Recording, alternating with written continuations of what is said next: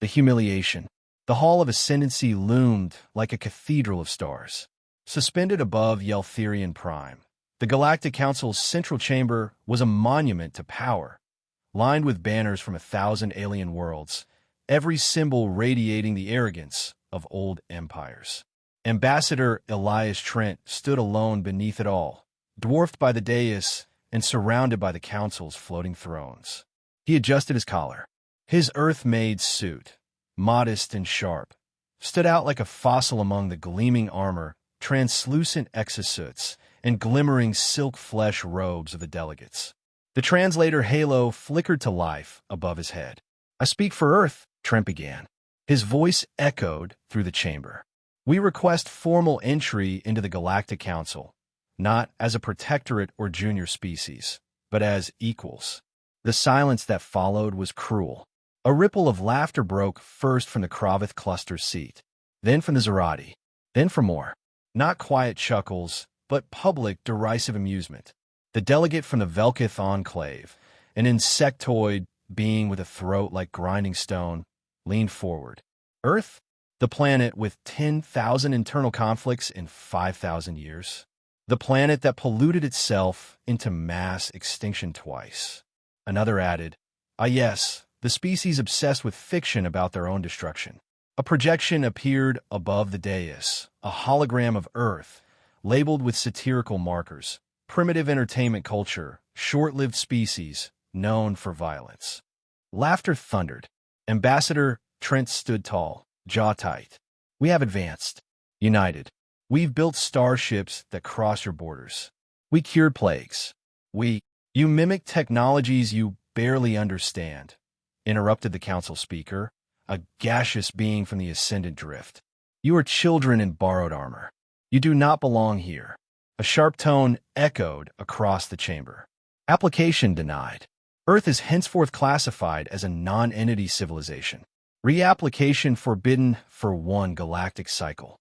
Trent's chest tightened. "Then I'll deliver your answer to Earth myself," he said. "But know this, humanity remembers." The speaker waved a limb dismissively. "So do we. That is why you were rejected." The hall moved on. The next petitioner, from a wealthy galactic mining guild, floated up to the platform. Trent turned, shoulders square, and walked out alone, broadcast cameras still hovering behind him, capturing his retreat for the galaxy to mock. The footage hit Earth before he even returned. In orbiting stations, research colonies, lunar domes, underwater habitats, and megacities from Jakarta to Chicago, humanity watched it unfold. The laughter, the ridicule, the label, non-entity civilization. Outrage swept across the world like wildfire. On Titan, scientists paused fusion tests to replay the insult again and again. In New Santiago, a child asked her mother, "Why do they hate us?" Every screen, every voice, every feed boiled with a single, bitter truth: they had laughed at Earth. And in that laughter, they awakened something ancient. Not grief, not shame, resolve. The awakening. 3 years had passed since the humiliation. In that time, Earth had changed. No more fragmented alliances. No more national borders bleeding into old rivalries. Humanity, for the first time in its chaotic history, had become one. The Terran Accord was born from anger, but it was sustained by purpose. Never again would Earth bow. On the dark side of the moon, buried beneath layers of lunar rock, the Timeless Command coordinated Earth's response. Not diplomacy, not appeals, preparation. Admiral Cora Han stood in the command gallery, watching the dry dock holograms flicker with progress. Her eyes, sharp and restless, tracked the framework of the TSV Retribution, the first of Earth's next-generation dreadnoughts. No alien design, no reverse-engineered council scrap. Built by humans for humans to make a point no one could ignore. A soft chime sounded behind her. Commander Jaylee approached, saluting crisply. All plasma cores installed. Shield mesh exceeded projected capacity. We're ahead of schedule. Cora nodded. Good. Double the targeting drills. When the day comes, I want every crew member to act like they've been doing this their whole life. Jaylee hesitated. Do you really think they'll respond with force? Cora turned to face her. They already did, just not with weapons. Words can be more dangerous. They didn't just deny us, they declared us irrelevant. That was an act of war.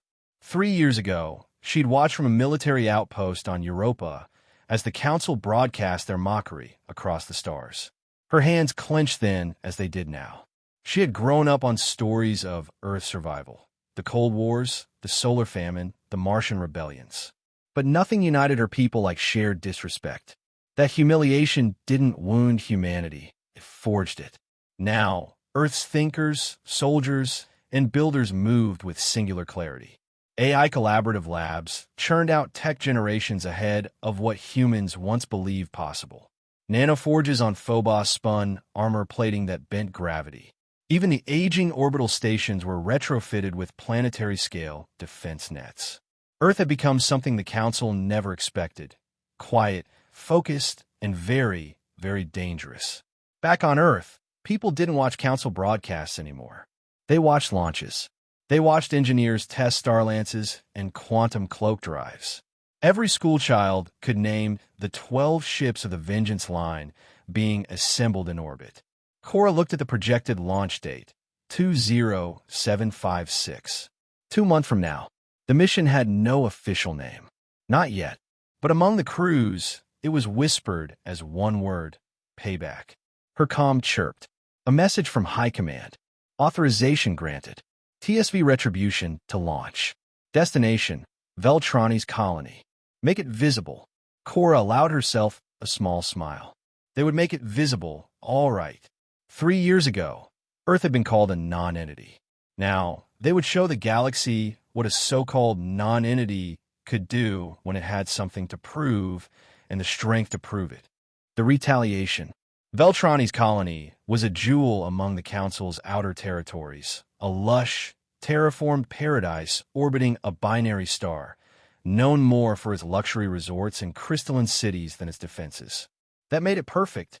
From orbit, the TSV Retribution was a sleek predator, 2 kilometers of obsidian hull, glowing softly with energy fields unknown to Council science. It did not broadcast a signal, request docking clearance, or offer identification. It simply arrived. Panic erupted in the Veltrani's control tower as unidentified scans appeared across all systems. No match in Council databases. No warning. On the bridge of the Retribution, Admiral Cora Hahn stood at the forward console, eyes locked on the shimmering world below. She gave a single command. Open broadcast. Full spectrum. Public channels. The comms officer nodded. You're live to the colony, Council relay networks, and galactic feeds. Cora stepped forward. This is Admiral Cora Hahn of the Terran Accord, she said, voice steady. 3 years ago, the Galactic Council labeled Earth a non-entity. You mocked us. Broadcast our humiliation across the stars. Today, we return that broadcast with our answer. She raised a hand. Target planetary shield array. Disable. Precision strike. Below, Veltrani's protective dome shimmered. Unaware, it was already being painted by a new kind of targeting algorithm, one developed by Earth's AI war thinkers. A single lance of white-blue plasma erupted from Retribution's prow. It struck without fanfare, without drama. 1 second the shield was glowing. The next it was gone. No debris, no explosion, just silence. On the planet, sirens screamed. Civilians fled. Security forces scrambled. But Earth's weapon hadn't harmed a soul. It had simply made a point. We can reach you. Status? Cora asked. Defenses down. Colonies requesting emergency support. Good, she said. Now we wait. As predicted, a Council defense fleet arrived within hours. 6 destroyers and 2 cruisers. Fast, aggressive, confident. They never got within weapons range. The Retribution deployed gravity disruptors that folded space-time between its hull and the enemy fleet. Every ship was flung apart mid-approach, engines disabled, drifting helpless. Cora opened a second broadcast. To the Council fleet, Earth does not seek conquest. We seek respect. We will not fire unless fired upon. But understand this. There are no safe world from us anymore. The enemy ships didn't respond. They simply powered down. Across the stars, the broadcast spread. Dozens of species who had watched Earth's humiliation now saw something else. Precision, restraint, dominance. On Veltronis, no buildings were destroyed, no lives lost. The message had been delivered, carved in silence and awe. Back on the bridge, Cora folded her arms. Set course for the next colony. Same message. Let's make sure the galaxy doesn't forget who we are. As the TSV retribution vanished into slipspace, one thing became clear to all watching. Earth wasn't begging anymore. It had come to speak in a language the galaxy understood. Power. The reckoning. The Galactic Council convened an emergency session, this time not in mockery, but in panic. Veltronis was only the beginning. In the weeks that followed, Earth's fleet struck 14 more Council colonies. No deaths, no devastation, just precise, surgical demonstrations of power. Planetary shields deactivated. Defense arrays neutralized. Flagships immobilized in orbit and left to drift, humiliated. Every strike was followed by the same message. We do not come for war. We come to be seen. For centuries, the Council had ruled through perception, fear, hierarchy, tradition. But now, the story had changed. Earth was no longer the forgotten backwater. It had become the pivot around which the galaxy's future turned. The Council speaker, once so smug in his dismissal of humanity, now addressed a chamber fractured by doubt. We must respond decisively, he hissed. The humans are testing our resolve. But not all agreed. They haven't killed anyone, said the ambassador from the Zeroin Combine. They seek dignity, not conquest. Their restraint is more dangerous than any war, growled a warlord delegate. It inspires sympathy, rebellion. Outside the chamber, whispers spread.